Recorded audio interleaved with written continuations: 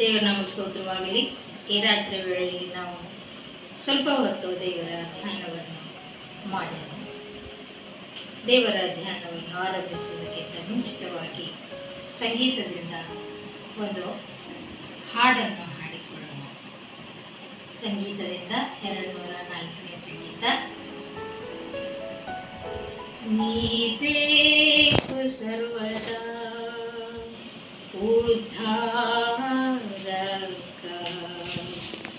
ಎನ್ನಾರು ಕೊಡರು ಸುಶಾಂತಿಯ. ಶ್ರೀ ಯೇಸು ನಿನಗತ್ಯ, ಯೇಸು ನಿನಗತ್ಯ, ಕೈ ನೀಡಿ ನನಗೀಗ ಸಹಾಯತ. ನೀ ಬೇಕು ಸರ್ವದಾ ನನ್ನೊಂದಿಗೆ, ನೀನಿಲ್ಲದಿದ್ದರೆ ಸೋತೋಗುವೆ. ಶ್ರೀ ಯೇಸು ನಿನಗತ್ಯ, ಯೇಸು ನಿನಗತ್ಯ, ಕೈ ಚಾಚಿ ನನಗೀಗ ಸಹಾಯತ.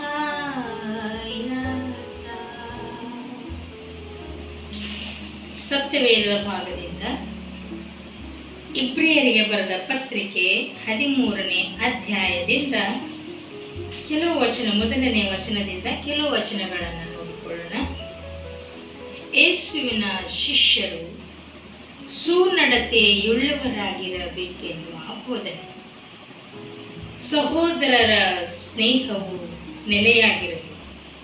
ಅತಿಥಿ ಸತ್ಕಾರ ಮಾಡುವುದನ್ನು ಮರೆಯಬೇಡಿ. ಅದನ್ನು ಮಾಡುವಲ್ಲಿ ಕೆಲವರು ತಿಳಿಯದೆ ದೇವದೂತರನ್ನು ಸತ್ಕರಿಸಿದ್ದಾರೆ.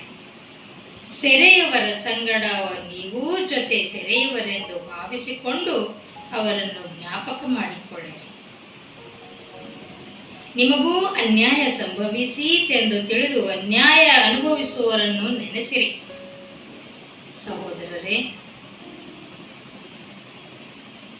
ಇಬ್ರಿಯನು ತಿಳಿಸುವ ಪ್ರಕಾರ, ಇಬ್ರಿಯ ಸಭೆಗೆ ಪೌಲನು ತಿಳಿಸುವ ಪ್ರಕಾರ, ನಮ್ಮ ಮಧ್ಯದಲ್ಲಿ ಸಹೋದರರ ಸ್ನೇಹವು ನೆಲೆಯಾಗಿರಲಿ. ಅತಿಥಿ ಸತ್ಕಾರ ಮಾಡುವುದನ್ನು ನಾವು ಮರೆಯಬಾರದು. ಅದನ್ನು ಮಾಡುವಲ್ಲಿ ಕೆಲವರು ದೇವದೂತರಿಗೂ ಅತಿಥಿ ಸತ್ಕಾರ ಮಾಡಿದ ಉದಾಹರಣೆಗಳನ್ನು ನಾವು ಸತ್ಯವೇದದಲ್ಲಿ ನೋಡ್ತೇವೆ.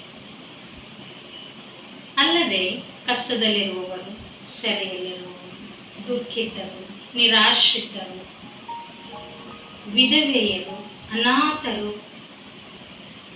ಇಂಥ ವ್ಯಕ್ತಿಗಳನ್ನು ನಾವು ಜ್ಞಾಪಕ ಮಾಡಿಕೊಳ್ಳುವುದು ಕ್ರೈಸ್ತರಾದವರ ಆದ್ಯ ಕರ್ತವ್ಯವಾಗಿದೆ.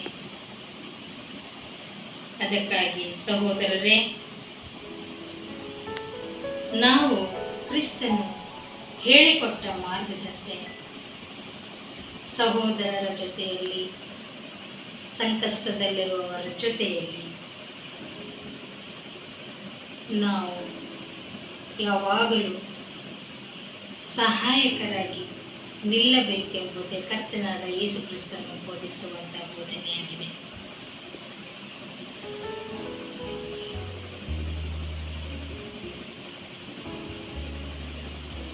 ಆದುದರಿಂದ ಕರ್ತನನ್ನ ಸಹಾಯಕನು ಭಯಪಡೆನು, ಮನುಷ್ಯನು ನಮಗೆ ಏನು ಮಾಡ ಎಂದು ನಾವು ಧೈರ್ಯವಾಗಿ ಹೇಳಬಲ್ಲೆವು. ಮನುಷ್ಯ ಮಾತ್ರದವರು ಯಾರೂ ನಮಗೆ ಸಹಾಯಕರಲ್ಲ.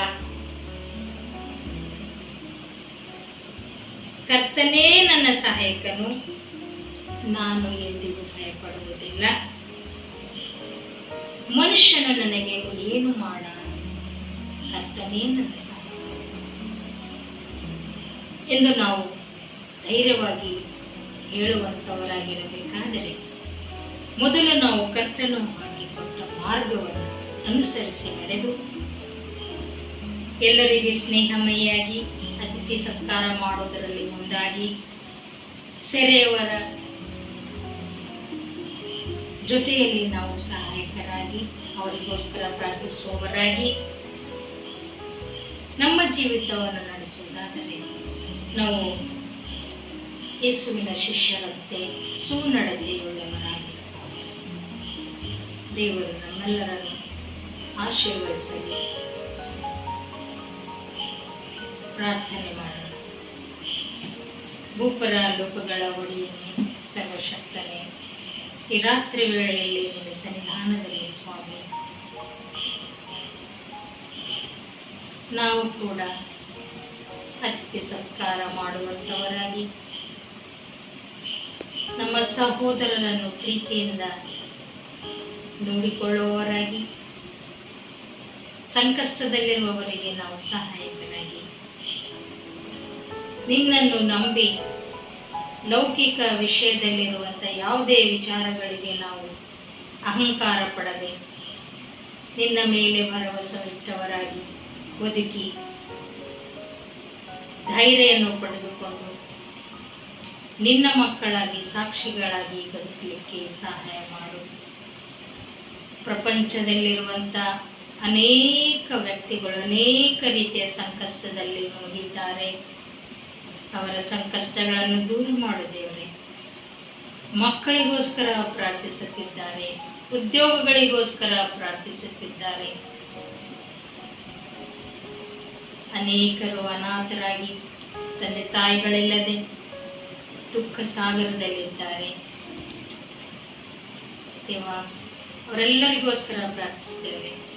ಅನಾರೋಗ್ಯದಲ್ಲಿರುವಂಥ, ಆಸ್ಪತ್ರೆಯಲ್ಲಿ ಇರುವಂಥ ಜನರಿಗೋಸ್ಕರ ಪ್ರಾರ್ಥಿಸ್ತೇವೆ. ನೀನು ಆರೋಗ್ಯವನ್ನು ದಯಪಾಲಿಸ್ತೇವೆ.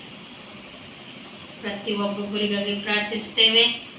ಮುಂದಿನ ಅವರ ಜೀವಿತದಲ್ಲಿ ಅವರು ಕೂಡ ನಿನ್ನ ಮಕ್ಕಳಾಗಿ ಬದುಕಲಿಕ್ಕೆ ಎಲ್ಲ ರೀತಿಯ ಸಹಾಯಗಳನ್ನು ಒದಗಿಸಿಕೊಡಬೇಕಾಗಿ, ಎಲ್ಲ ಆಶೀರ್ವಾದಗಳು ನಜರೇತಿನ ಯೇಸುವಿನ ಮುಖಾಂತರ ದಯಪಾಲಿಸಬೇಕಾಗಿ ನಿನ್ನ ಮುದ್ದೊಳ ನಾಮದಲ್ಲಿ ಕೇಳಿಕೊಳ್ಳುತ್ತೇನೆ ತಂದೆಯೇ.